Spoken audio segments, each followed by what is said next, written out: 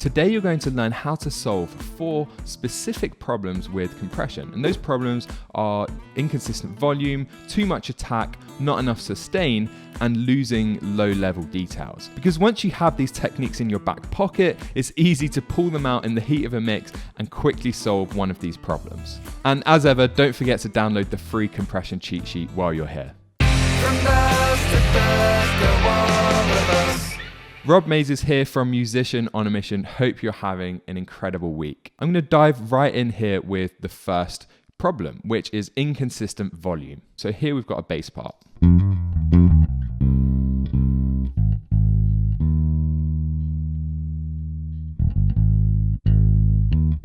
So already quite consistent. This was tracked with a compression pedal, so it's already got some compression. And then we have this section here. And this is actually quite a bit in the song. So we're not trying to bring this up as much as it's just this intro riff here going into this. The volume is quite inconsistent because it's quite emotive.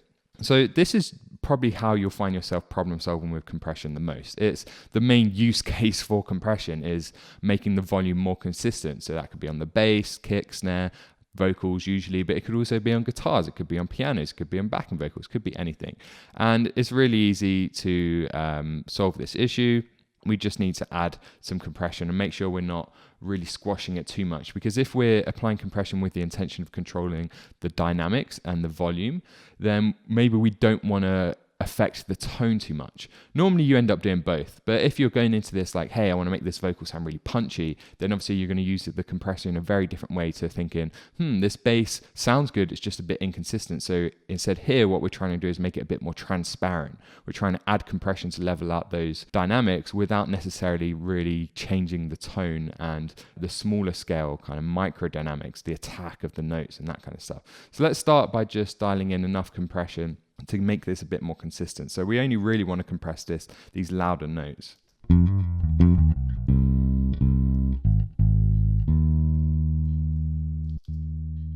So what we can do is use a higher ratio and just adjust the threshold so that it's only really coming in on these louder notes and then dropping those, but then these other notes aren't as affected. So we've got the threshold in the right place. Let's try increasing that ratio so that we're compressing those notes a little more.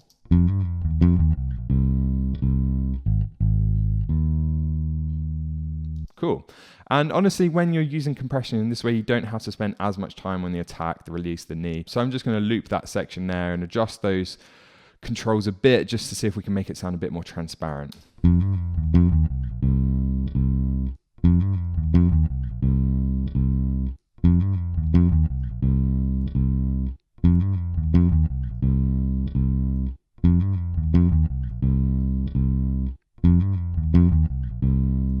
I don't like the way that finger hitting the string is really poking out, so I'm going to use a faster attack to try and catch that too.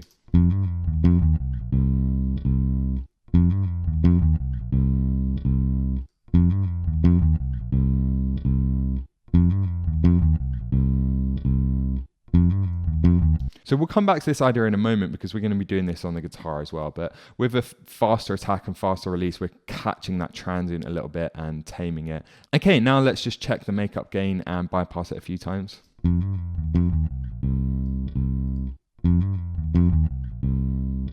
what we're really listening to is the notes after that fill, because we want these to be the same volume. We're trying to reduce the volume of these. So it doesn't actually need that much, if any, makeup gain, because these notes here are pretty unaffected. We're only really catching those.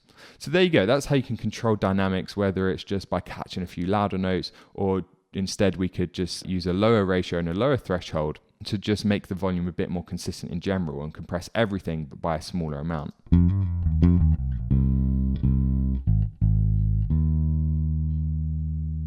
So 2 approaches there, just catch the peaks or just add general compression to level out the dynamics at all points. Okay, so let's move on now to the next problem that you can solve with compression, and that's attack. So we've got this kind of arpeggiated the guitar sound. It's been slowed down a little bit, so it sounds kind of odd, but in the context of the mix, it sounded fine. But what stood out for me here is that it's this sustained part, but then where the pick is hitting the strings, it's coming out quite a lot, and that's making it poke out in the mix. What I wanted to do was reduce those picks so I could bring up the whole part, so we still have those sustained arpeggiated notes filling out that space in the mix, but without really poking out. So to do that, you already saw me do this to an extent on the bass, and we just want to use a fast attack to catch those transients, and then a fast release too, to reduce the volume back down to normal before the sustain comes in. So we're just trying to catch the pick hitting the string, but then we're not trying to compress the sustain. So we need to clamp down really quick to catch that pick, and then we need to let go really quick to make sure we're not compressing the sustain.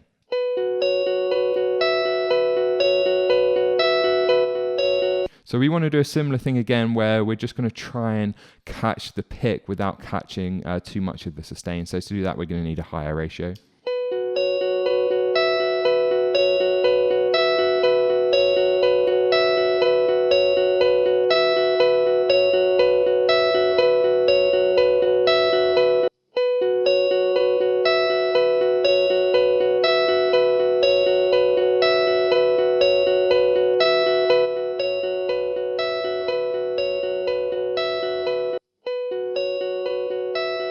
And often the easiest way to do this is just use the attack and the release as fast as they'll go. We're going to get rid of that knee as well, because we want to quite aggressively catch those picks.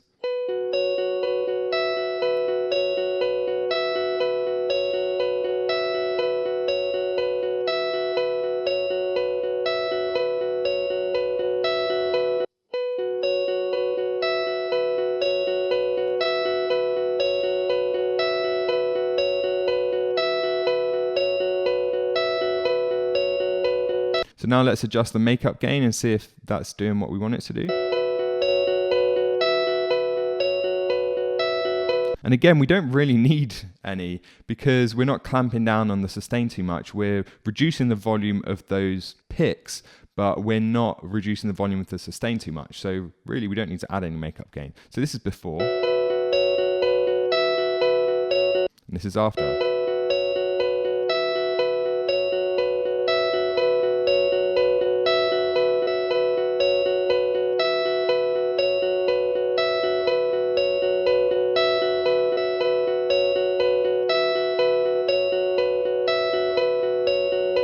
So we're really catching that pick and reducing the attack of the note there, so that those ringing notes come out a little more. So this happens quite often on guitars. It's when a bassist is really digging into the strings. Same with a guitarist, if they're really hitting the strings with a lot of attack on the pick and it sounds a bit too jarring, or it's poking out the mix a bit too much. This is also a great way to put an instrument further back in the mix, because by reducing those transients, it will sit further away from the listener. So if we wanted this guitar part to sit behind the vocal, behind the lead guitar, etc., by reducing those transients, it sounds a bit duller, it sounds a bit further away because it doesn't poke out the mix as much. Now, the next problem we can solve with compression is increasing sustain. And this is going to be in a similar way to reducing attack, except for now we're going to use a slow release instead, because what we want to do is catch the attack, and in this case we're using a snare.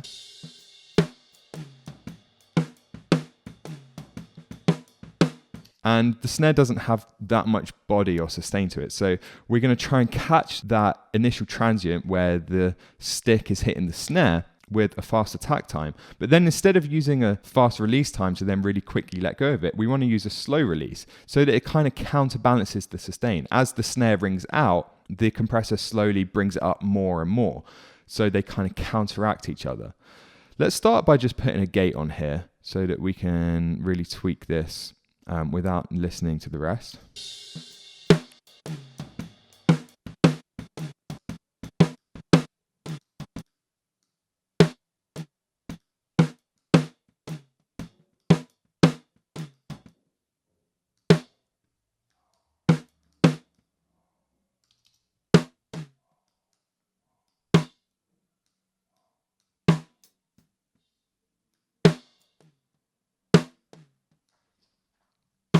And already we can start to change how the transient sounds with a gate as well, because by using a slower attack, we can dull that transient, whereas with a really fast attack, the full transient comes through. So we can start to play around with that a little bit now.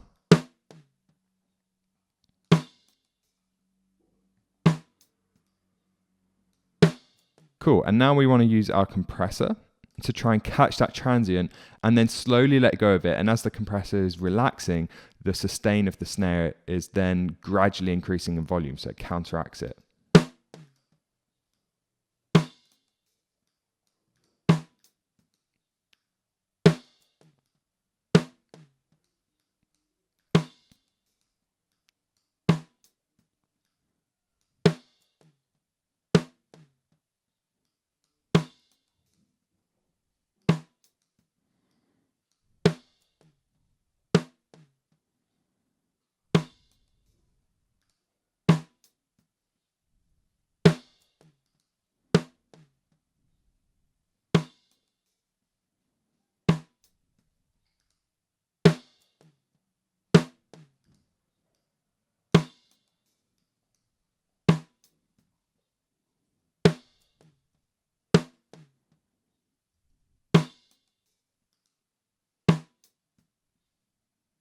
So there's really not much sustain to work with here, but already the snare sounds like it has a bit more body to it, and that's really what we're trying to achieve here. Obviously, if there's nothing there, we can't really bring it out, but in this case, it's done what I wanted to do. It's made the snare sound a bit less aggressive and have a bit more body to it. If it had more of a ring anyway, and then we use this approach of fast attack and slow release, it would really bring that out. But in this case, it's at least changing the kind of tonality and envelope of that snare to give it a bit more body, even though it hasn't got a noticeable sustain. On a smaller level, it does have less attack and a bit more sustain. So then finally, the last use case is bringing out low-level details. This is kind of a side effect of more aggressive compression. So on a vocal, we get a lot of the emotion from the breaths and from the little endings of words. Just have a listen to this vocal here and listen to how when he trails off at the end of a word, there's just so much emotion in it. Get out of the room, nah, but I guess that we get out of the room. There, as his voice kind of breaks. Now, a great way to bring that out is with automation. We could just turn up that part, and this is how I like to do it usually, so that it really brings it out. Get out of the room, nah. But if you're strapped for time or you don't want to go through and automate the whole vocal, an easy way to do this is also with compression. So all we need to do is just make sure we're clamping down on the words, but then not clamping down on these kind of spaces between them. So to do that, we need just a normal attack time, start somewhere around 10, 15, 20 milliseconds on a vocal. But then we just want to make sure that the release time is fast enough to let go when it gets to the end of the word, so those low-level details come out. So essentially we're clamping down on the words, but not the spaces between, so now in comparison they sound louder. So let's start by loading up the compressor. And first of all, we're just going to tweak the threshold and ratio until we're compressing these notes, but not compressing the gaps between as much. Get out of the room, nah, but I guess that we get out of the room, nah, but I guess that we get out of the room, nah, but I guess that we get out of the room, nah, but I guess. Cool. So now what we want to do is just adjust the release time to make sure the compressor is completely letting go before those breakups and those breaths come back in. So we're just going to have to use a slightly faster release. Now you don't want to go all the way because that's going to start to sound odd. You can do it on a vocal. It's a good way to really get as much volume out of a vocal as possible. In this case, it's not a pop track and I just want to use a faster release time, but probably kind of fast to medium, somewhere around here, to make sure the compressor is relaxing before those trail offs come in. Get out of the room, nah, but I guess that we get out of the room, nah, but I guess. So that's doing the trick. Let's compare. So this is before, and really focus on the difference in volume between the actual notes and then the between parts. Get out of the room, nah, but get out of the room now. In essence, it actually just sounds like we've turned those parts up. The notes, they sound compressed, it sounds better, but they're a similar volume. But then those bits between really are much louder now. Get out of the room now, but I get out of the room. Get out of the room now. So we're just really bringing out those low level details. And this isn't just good on vocals. Sometimes it works really well on more emotive guitar parts. If there's lots going on and there's kind of small notes between that you want to bring out, it works well sometimes on piano.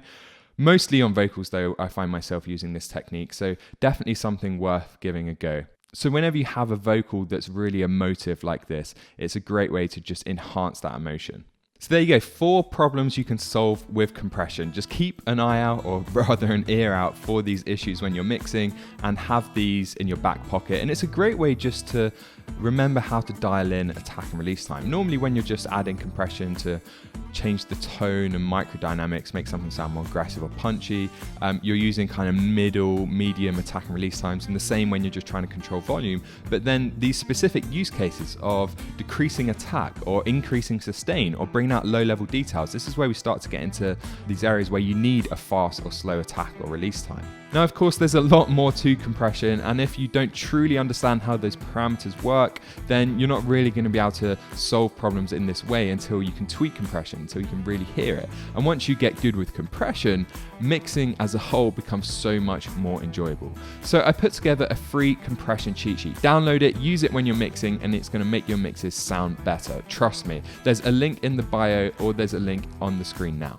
And then I want to hear from you. Comment below and tell me, which of these 4 techniques have you used before? Do you find yourself using one of them more than the others? Tell us in the comments below. So that's all from me. I'll see you next week, and remember, create regardless.